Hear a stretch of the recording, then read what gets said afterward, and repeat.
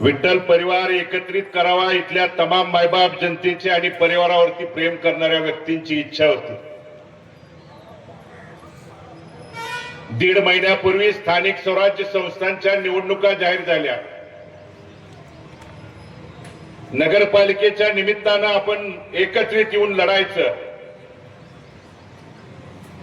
आणि त्या लढाईमध्ये बापूंनी असेल काकांनी सगळ्या परिवारातल्या नेत्यांना एकत्रित बोलवलं आणि जर आपण एकसंघपणे लढलो तर त्या ठिकाणी विजय आपला निश्चित आहे। या भूमिकेतून त्या ठिकाणी मीटिंग झाल्या, एकत्रित येण्याची भूमिका सगळ्यांनी बजावली, परंतु त्यानंतर सरकार आणि सरकारच्या काही प्रतिनिधींनी कशा पद्धतीने दबाव आणला गेला, दबावाचं राजकारण त्या ठिकाणी सुडाचं राजकारण केलं हे आपण जवळून बघितलं, अनुभवलं। पण त्यानंतर भूमिका जरी घेतली असेल तरी चर्चेतनं मार्ग काढण्यासाठी शेवटपर्यंत आम्ही त्या चर्चा करत त्या ठिकाणी ती नगरपालिकेची निवडणूक लढवली। नुसती लढवली नाही तर ज्या आज पालकमंत्री काल काशेगावामध्ये येऊन त्या ठिकाणी बोलत होते, काय बोलले? अभिजित पाटील एवढे आहेत, भगीरथ भालके एवढे आहेत। हे एवढे एवढे सांगायला पालकमंत्र्याला जर यावं लागत असेल तर आम्ही केवढा ही मायबाप जनता बंधून त्या ठिकाणी ठरवते। आणि या नगरपालिकेच्या इलेक्शनच्या वेळी देखील सगळे म्हणत होते यांचा पॅनल उभा राहणार नाही आणि उभा राहिला तर त्या ठिकाणी आम्ही डिपॉझिट जप्त करू। पण मायबाप जनतेने निवडणूक हातात घेतल्यानंतर महाराष्ट्रातल्या 3 नंबरच्या मताधिक्यानं बंधूंनो विजय संपादन करण्याची भूमिका तीर्थक्षेत्र विकास आघाडीच्या नगराध्यक्षांनी सर्व इथं काका असतील, बापू असतील, नगरसेवक म्हणून त्या ठिकाणी जाण्याची भूमिका त्यांनी बजावली। ती भूमिका बजावल्यानंतर बंधूंनो विजया दिवशीचं, ज्या दिवशी विजय संपादन केला त्या दिवशीचं देखील माझं स्टेटमेंट बघा। भविष्यातल्या निवडणुका देखील परिवार एकसंघपणे घेऊन जाऊनच लढणार हे गुलाल अंगावर असताना हा भगीरथ भालके त्या ठिकाणी बोलला। त्या निमित्ताने चर्चा केल्यानंतर आम्ही परिवाराची विचारधारा कधीच त्या ठिकाणी सोडली नाही। या 40-50 वर्षाच्या परिवारातल्या अनेक नेत्यांनी कुणाशी त्या ठिकाणी विचारधारेवरती लढाई लढल्या, निवडणुका लढल्या। या सगळ्या गोष्टी तुम्ही तुलना करून उद्याच्या 7 तारखेला बंधूंनो मतदान करा ही विनंती करायला मी तुमच्या समोर, आपल्या समोर त्या ठिकाणी आलोय। पण परिवार एकत्रित आल्यानंतर मग 2010 ला 2009 ला कैलासवासी औदुंबर अण्णांच्या नंतर 1985 नंतर परिवारात आमदारकी 2009 ला पहिल्यांदा आल्यानंतर हा परिवार एकत्रित झाला पाहिजे कैलासवासी भारत नानांची भूमिका करून 2010 ला साखर कारखान्याच्या निवडणुकीत गट तट पक्ष पार्टी सगळ्या बाजूला सारून बसलो, सगळ्याला एकत्रित घेऊन विठ्ठल कारखान्याची निवडणूक 2010 ला त्या ठिकाणी पहिल्यांदा लढवली आणि त्यानंतर त्यांनी त्या ठिकाणी शेवटच्या श्वासापर्यंत हा परिवार एकसंघ राहिला पाहिजे या भूमिकेतनं भूमिका त्या ठिकाणी बजावली। त्यानंतर त्यांच्या जाण्याच्या नंतर काय झालं, कसं झालं तुम्हाला सगळ्याला ज्ञात आहे। मी इतिहासात खोलात त्या ठिकाणी जात नाही, पण नानांच्या जाण्यानंतर वडिलकीच्या भूमिकेतून तुमच्याकडे ज्येष्ठ म्हणून आम्ही बघत होतो, तुमच्या मायेच्या सावलीचा त्या ठिकाणी आधार मागत होतो। त्यावेळी मात्र तुम्ही त्या ठिकाणी वेळोवेळी पाठीमागे वेगळी भूमिका घेण्याची भूमिका बजावली, तरी पण आम्ही आजपर्यंत त्या ठिकाणी एकाही शब्दानं कधी कुठं बोललो नाही, मत व्यक्त केलं नाही। तर तुम्ही प्रत्येक गोष्टीत वेगवेगळी जर भूमिका घेत असाल बंधूंनो तर आज उद्याच्या 7 तारखेला कोणती भूमिका घ्यायची या परिवाराच्या नावावरती तुम्ही त्या ठिकाणी एकत्रित येता आणि वेगळी भूमिका मांडता। पण विचारधारा सोडून जाणाऱ्या माणसाला मतदान करायचं का नाही उद्याच्या 7 तारखेला तुम्हाला त्या ठिकाणी काळजीपूर्वक बंधूंनो मतदान करावं लागेल। काका त्या ठिकाणी बोलले नाहीत, काका बोलले असते तर बरंच काय तर भडका त्या ठिकाणी उडाला असता। बापूने थोडक्यात सांगितलं, पण दीपक दादांनी सांगितलं की कुणी कुणाचा प्रचार केला, कारण दादा एकदा भूमिका ठरली, कोणतीही ठरू द्या, एकदा भूमिका ठरली का त्यात बदल करायचा नाही, भारत नानांची आम्हाला त्या ठिकाणी शिकवण आहे आणि त्या शिकवणीवरती त्या विचारधारेवरती प्रेम करणारा मी कार्यकर्ता आहे. सहकार शिरोमणीच्या वेळी परिवाराची म्हणून भूमिका त्या ठिकाणी घेतली आणि भूमिका घेतल्यावर अंगावर घेणारा देखील हाच भगीरथ भालके त्या ठिकाणी होता. मात्र त्याच्यानंतर भगीरथच्या विधानसभेच्या वेळी पक्ष आडवा आला, हे गजात त्यांना आडवा आलं. एकदाही स्टेजवरती त्या ठिकाणी साहेब आले नाहीत आमचे, हरकत नाही म्हणलं. त्यानंतर नगरपालिकेच्या इलेक्शनला अभिजित आबांना दबावाचे राजकारण झाल्यानंतर आम्हाला बोलवून त्या ठिकाणी सांगितलं गेलं की तुम्ही अमुक अमक्या याच पक्षाच्या चिन्हावर उभा राहा तरच आम्ही तुमच्या सोबत आहे. पण मी सांगितलं की साहेब सगळ्यांच्या समोर त्या ठिकाणी झालंय, पक्ष पार्टी गटातटाच्या पलीकडे सगळी नेते मंडळी एकत्र आहेत. बापू असतील तिथं सेनेचे पदाधिकारी होते, तिथं त्या ठिकाणी वेगवेगळ्या पक्षाचे होते आणि पक्षाच्या पलीकडे जाऊन आघाडीवरती तीर्थक्षेत्र विकास आघाडीवरती आपण निवडणूक लढवायची आहे हे ठरलंय आणि ठरलेल्यात बदल करणारा मी कार्यकर्ता नाही म्हणून सांगितल्यानंतर त्यांनी सांगितलं की मला मग पक्षाची अडचण त्या ठिकाणी येते. परत 1.5 महिन्यापूर्वी पक्षाची अडचण बदलून सांगितली आणि आम्ही विनंती त्या ठिकाणी करत होतो की तिसरा त्या ठिकाणी पॅनल करायचा प्रयत्न करू नका. पण त्यांनी काकालाच त्या ठिकाणी सोबत घेऊन जाऊन भरणे मामाकडे घेऊन गेले नाही काका, आणि काकांना नगराध्यक्ष पदाच्या घड्याळाचा एबी फॉर्म द्या म्हणून सांगितलं.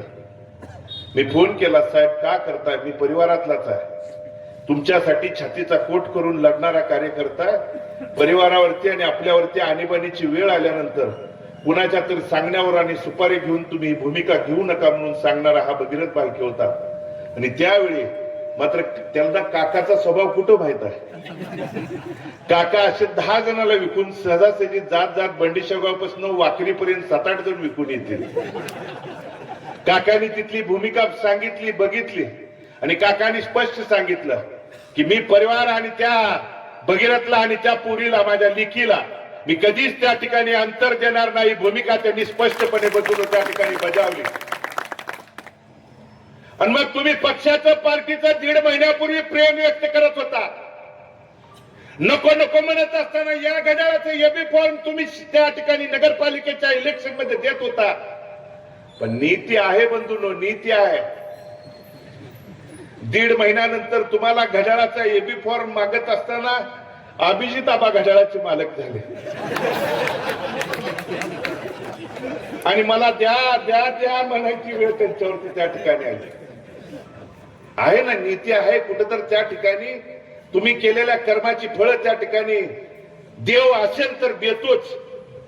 मग ही भूमिका तुम्ही घ्यायला नको होती. आज एकसंघपणे पहिली प्रचार सभा आपली बंडीशेगाव मध्ये होती म्हणल्यानंतर बदलून चेअरमन साहेबांच्या जवळच्या कार्यकर्त्याचे रात्री 11ला मला फोन आले. मी म्हणलं बोला, काय नाव सांगत नाही तुम्हाला, कधीतरी खाजगीत सांगेन. तुम्ही सभेला जाणार आहे? मी म्हणलं होय जाणार आहे. तर का असं? मी म्हणलं मग काय करू द्या. तर तिथं त्या ठिकाणी तुम्ही न बोललेलं बरं. मी म्हणलं ठीक आहे, काय बोलत नाही. प्रचाराच्या शुभारंभाला रांजणी कोणत्या गटात येतोय हो? काशेगावात येतोय. आपले चेअरमन साहेब तिथं नारळ फोडायला होते. म्हणलं नाही, त्यावेळी माहित नव्हतं त्यांना कोण उभा राहणार. बरं ठीक आहे म्हणलं, आता हे 1 मिनिट फोन तुमचा दुसरा असेल किंवा हा असेल तर बंद करा आणि काशीगावात चेअरमन साहेब स्टेजवरनं काय दुर्बिणीनं मतं मोजतात का बघतील का म्हणलं. अरे कशासाठी? परिवार म्हणून एकी वेगवेगळी प्रत्येक वेळी भूमिका घ्यायची आणि तुम्ही त्या ठिकाणी प्रत्येक त्या गावातला गटातला त्या कार्यकर्ता तुमचा सालगडी आहे अशा पद्धतीने जर भूमिका आणि बजावत असाल आणि वेगवेगळी भूमिका घेत असाल बंधूंनो, तर येणाऱ्या काळात मी म्हणतोय म्हणून नाही, तुम्ही या सगळ्या गोष्टी बंधूंनो तपासून उद्याच्या 7 तारखेला त्या ठिकाणी मतदान करावं ही विनंती करायला आलो. या परिवार एकसंघ करत असताना 8 गटापैकी आमच्या त्या ठिकाणी चर्चा सुरू असताना वाकरीवरती संग्राम गायकवाड असतील, गोडसे असतील आणि तिकडून त्या ठिकाणी पटवर्धन कुर्लीतून परिवारातलेच म्हणून त्या ठिकाणी उमेदवारी मागणी हक्क त्या ठिकाणी सुरू होता. त्यामध्ये इच्छुक असणं, मत व्यक्त करणं, इच्छा व्यक्त करणं बंधून गैर नाही. आपली माणसं आपल्याला त्या ठिकाणी भांडत असतात. पण त्यावेळची सगळी परिस्थिती बघून संग्राम गायकवाड आणि त्यांच्या परिवाराला, तिथल्या सगळ्या मित्र परिवाराला, कार्यकर्त्याला चर्चा केल्यानंतर आज या तालुक्यातली आणि या झेडपी गटातली परिस्थिती त्यांच्या समोर मांडल्यानंतर मी त्यांना विनंती केली. त्यांनी देखील त्या परिस्थितीला सांगितलं की तालुक्यात वाकरी गटावरनं जर त्या ठिकाणी पेच निर्माण होत असेल तर तुम्ही ठरवेल त्या भूमिकेला माझ्या सोबत आहे म्हणून त्यांनी सांगितलं. आणि मी तुमच्या समक्ष सगळ्यांच्या देखत संग्राम आणि गोडसेंचं मनापासून, अंतकरणापासून त्या ठिकाणी बंधूंनो धन्यवाद व्यक्त करतो. मात्र हा निर्णय झाल्यानंतर बऱ्याच गड्यांच्या पोटात पोटशूळ उठला. काय म्हणले? भालकेंनी स्वतःच्या स्वार्थासाठी त्या ठिकाणी कार्यकर्त्यांचा बळी दिला. मी तुम्हाला नम्रपणे त्या ठिकाणी सांगू शकतो की बळी देणारातला भालके त्या ठिकाणी नाही, तर कार्यकर्ता मोठा झाला तर सोबतचा आम्ही त्या ठिकाणी मोठं होतो. हे विचारधारा भारतनानाने आम्हाला दिलेली आहे. आणि म्हणून ती परिस्थिती, प्राप्त परिस्थितीनुसार पुढच्या लोकांनी 1980-85 पासून आमच्यात मतभेद, मनभेद निर्माण करून अनेक वेळा त्या ठिकाणी पंचायत समिती, जिल्हा परिषद, विधानसभेच्या सत्ता हस्तगत केल्या. आणि यापासून जर त्या ठिकाणी आपल्याला थोपवायचं असेल, थांबवायचं असेल तर आपल्या त्या ठिकाणी एक दिलानं लढणं ही काळाची गरज आहे. या भूमिकेतनं बंधूंनो मी भूमिका त्या ठिकाणी घेतली आणि संग्राम गायकवाड, गोडसे असतील आणि त्यांच्या बरोबर असंख्य सहकार्यांनी त्या भूमिकेला माझ्या पाठीशी ठामपणे उभं राहण्याची भूमिका त्या ठिकाणी व्यक्त केली. आणि मग जर माझ्यावरती पुढच्या काही लोकांच्याकडून, त्यांच्या स्ट्रॅटर्जी प्लॅनर कडून त्या ठिकाणी जर हल्ले होत असतील, आघात होत असतील तर त्याला माझं तुमच्या माध्यमातून, पत्रकार बांधवांच्या माध्यमातून एक प्रश्न आहे. मी जर संग्रामचा बळी तुमचा त्या ठिकाणी घेतला असं काही जणांना वाटत असेल तर या भागात, या गटात त्या पुढच्या पक्षाकडून देखील 6 महिने, वर्षभर त्या ठिकाणी प्रचार करून, आशीर्वाद मागून त्या ठिकाणी उमेदवार मागणाऱ्या त्या प्रीतीताई यलमार आणि यलमार कुटुंब याच गावचा आहे. कुणाकडून मागत होतं? भाजपकडून मागत होतं ना. मग घड्याळाच्या चिन्हावरती अर्ज भरायला जाणारे कमळाचा एबी फॉर्म जोडून त्या ठिकाणी कमळाची उमेदवारी त्यांना मिळत असेल आणि त्या प्रीतीताई आणि यलमार कुटुंबाला जर अचानकपणे थांबवलं जात असेल तर पत्रकार बंधूंना आणि कार्यकर्त्यांना आणि त्यांच्या त्या बगलबच्च्यांना माझी विचारणा आहे, त्या गोष्टीला तुम्ही कोणतं समर्थन, टॅग किंवा भूमिका त्या ठिकाणी व्यक्त कराल? आणि म्हणून काही जणांना त्या ठिकाणी सांगणं आहे की तुम्ही वेगवेगळी भूमिका घेऊन आमच्यावरती त्या ठिकाणी प्रतिडाव किंवा खालच्या पातळीवर जाऊन टीका टिप्पणी करत असाल तर त्या ठिकाणी जशास तसंच उत्तर दिलं जाणार आहे.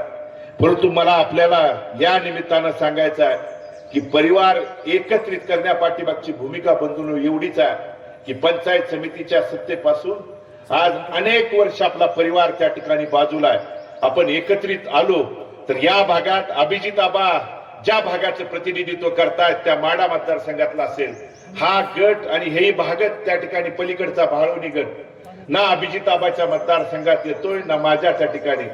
दीपक दादाच्या अतिरिक्ताखाली त्या ठिकाणी तो मतदारसंघ आहे. आणि म्हणून तो गट असेल किंवा या भागातल्या भूमिका बंधून बजावत असताना पलीकडे टाकळी, काशीगाव, गोपाळपूर असेल, इकडं त्या ठिकाणी मग करकम, बोसे असेल, त्याचबरोबर रोपळे गट असेल आणि हा वाकरी गट त्या ठिकाणी अभिजित आबांनी प्रमुख म्हणून प्रतिनिधित्व त्या ठिकाणी करावं आणि पलीकडे गोपाळपूर, काशीगाव आणि टाकळी या भागात मी त्या ठिकाणी प्रमुख म्हणून तिथं भूमिका बजावावी.